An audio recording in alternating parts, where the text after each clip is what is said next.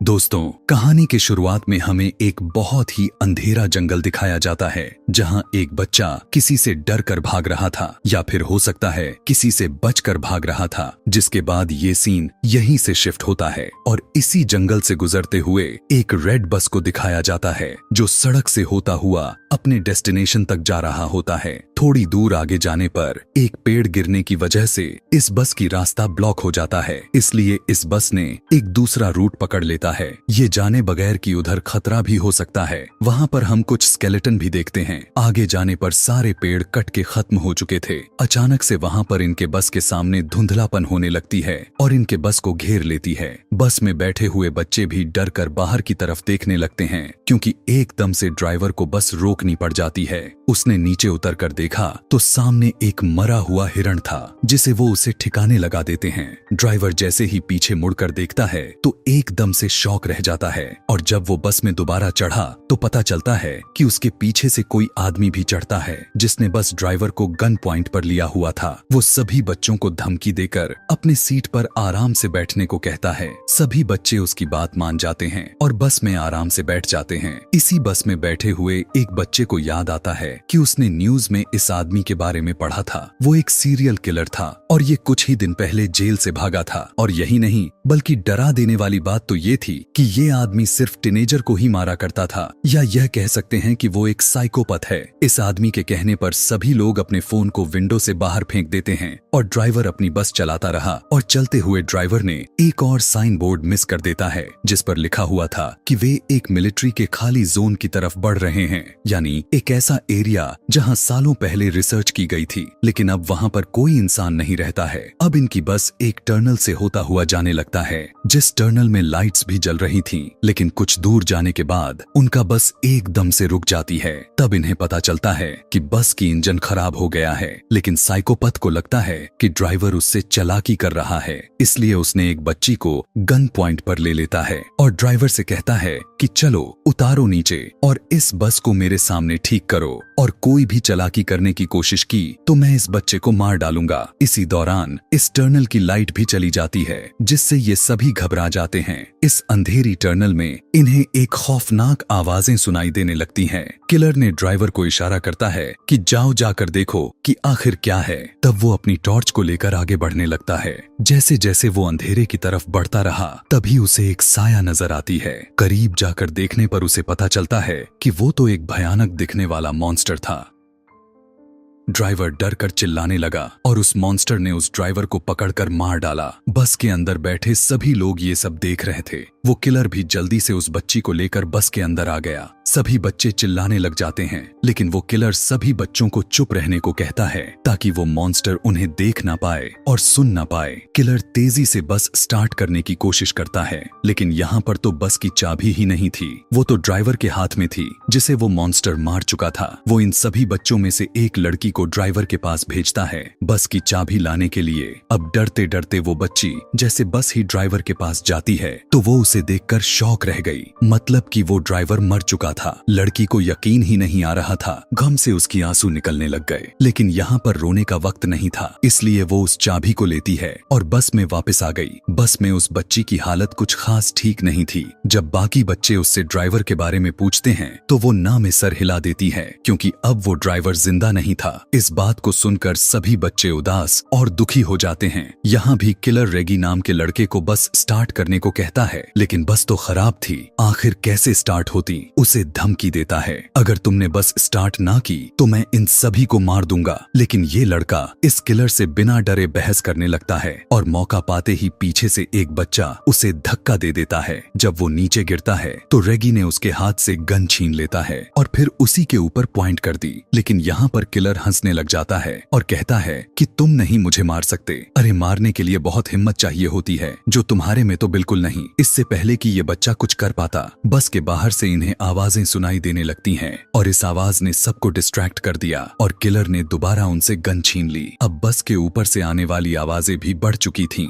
जिसकी वजह से सारे बच्चे डर जाते हैं। गुस्से में किलर बस से उतरता है और चिल्लाने लगता है, जो भी हो अंधेरे से बाहर निकलो, मेरा सामना करो। वो ये सब कह ही रहा था कि एकदम से उसकी बोलती ही बंद हो गई। उसके चेहरे पर अजीब सी खौफनाक मुस्कुराहट आती है और अचानक से कोई उसके ऊपर हमला कर दिया। हमला करने वाले ने उसके सर धड़ से अलग कर दिया था और बस के अंदर से ये देखकर बच्चे भी एकदम से शॉक रह गए। वो घबरा गए थे क्योंकि उन्हें क्रिएचर यानी मॉन्स्टर की एक हाथ में उस आदमी का सर और वो खौफनाक सी दिखने वाली क्रिएचर नजर आ रही थी। उसके हाथ में बहुत सारे टेंटिकल्स थे जो उस आदमी के सर में धसाए हुए थे। इन्हें समझ ही नहीं आ रही थी कि ये आखिर करें तो क्या करें। ये लोग अब अपनी जान बचाने के लिए इस बस के अंदर रहने का डिसाइड करते हैं, लेकिन तब तक कि जब तक इन्हें बाहर से अजीब सी आवाजें सुनाई नहीं देने लगी थीं। कड़कड़ाते हुए आवाज से बस का दरवाजा खुला और इन्होंने बस के सीट के ऊपर उस मॉन्स्टर के बड़े बड़े हाथ दिखे। अब ये मॉन्स्टर बस के अंदर आ जाता है, जिससे बचकर ये सभी बस के दूसरे डोर से भागने लगे,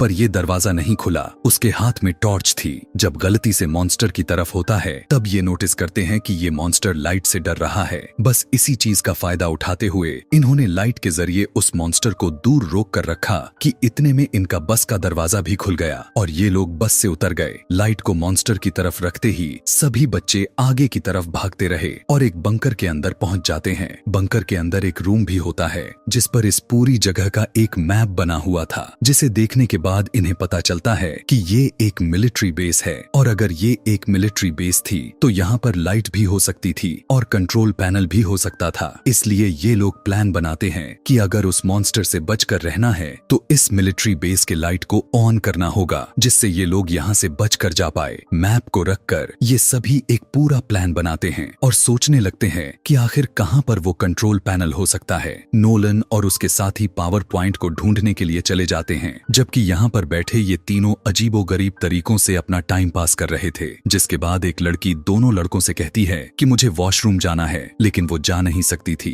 क्योंकि उसे डर लग रहा था। इसलिए रेगी उसके साथ चला जाता है। रेगी उसे अपने बातों ही बातों में तंग किए जा रहा था, इसलिए क्वीनी उसे अब कोई नहीं जवाब दे रही थी। अब काफी देर हो गई। जब तब रेगी पीछे मुड़कर देखने लगा तब उसे पता चलता है कि वहां पर तो क्वीनी थी ही नहीं, जिसके बाद तो उसके होश ही उड़ गए। जोर जोर से चिल्लाते हुए वो क्वीनी को यहाँ वहाँ ढूंढने लगा तो उसके दूसरे दोस्त को भी पता चल गई कि क्वीनी गायब है। इसलिए एक दूसरे एरिया में क्वीनी को ढूंढने लगे और आखिर एक ऐसी जगह पहुंचे जहाँ इन्हें क्वीनी दिख गई। लेकिन उस समय क्वीनी के ऊपर एक मॉन्स्टर था, एक भयानक मॉन्स्टर जो क्वीनी को खाने ही वाला था। क्वीनी की हालत उस मॉन्स्टर को देखकर खराब हो गई थी, पर रेगी उस मॉन्स्टर को फायर दिखाकर उसे डिस्ट्रैक्ट करता है, जबकि उसका दूसरा दोस्त क्वीनी को निकालने में कामयाब हो गया। क्वीनी और उसका दोस्त दोनों तेजी से उस मॉन्स्टर से बचकर भागने लग जाते हैं, ये सोचे बगैर कि रेगी उसके पीछे है कि नहीं। असल में रेगी के हाथ से उस मशाल को नीचे गिरा दी थी और वो नीचे पानी में गिरकर बुझ गई और अब वो मॉन्स्टर बस उसके ऊपर हमला करने ही वाला था। उसके मुंह से अजीब सी चीजें निकलकर रेगी के मुंह पर गिर जाते हैं और ये खून था। क्वीनी और उसके दोस्त जब आकर रेगी को देखें तो उनके तो होश ही उड़ गए। ये लोग तो अब तक कुछ कर भी नहीं सकते थे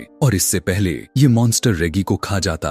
एकदम से यहाँ पर लाइट आ जाती है, जिसकी वजह से मॉन्स्टर डर कर रेगी को छोड़कर वहाँ से चला जाता है और ये लोग समझ जाते हैं कि इनके दोस्तों को वो पावर हाउस मिल ही गया। यहाँ पर नोलन और उसके साथी जिन्होंने इस लाइट को ऑन किया था, उन्हें यहाँ पर पास में ही एक कमरा मिला, जिस कमरे में एक डेड बॉडी पड़ी हुई थी और साथ ही बहुत सारी पिक्चर और नोट्स भी मौजूद थे। इस नोट्स में सिर्फ इसी क्रिएचर के बारे में नोट्स थी। ऐसा लग रहा था कि जैसे किसी ने इस क्रिएचर के ऊपर बहुत रिसर्च की है और फिर जैसे वो इस क्रिएचर को मारने में कामयाब नहीं हो पाया। लेकिन यहाँ पर इनका पॉइंट ये नहीं था, इनका पॉइंट तो ये था कि जल्दी से किसी भी तरह करके ये सभी यहाँ से निकल जाएं। इसलिए जब ये आगे की तरफ जाते हैं तभी इन्हें दूर से एक अजीब सा शैडो दिखाई देता है, जो दोनों डर गए और इन्होंने सांस तक रोक लिया क्योंकि ये मॉन्स्टर भी हो सकता था। पर उन्हें पता चलता है कि ये कोई मॉन्स्टर नहीं बल्कि इन्हीं के तीनों साथी थे, जिनको देखकर ये तीनों खुश हो गए और उनके पास चले गए। ये खुशी कुछ ही पल के लिए थी,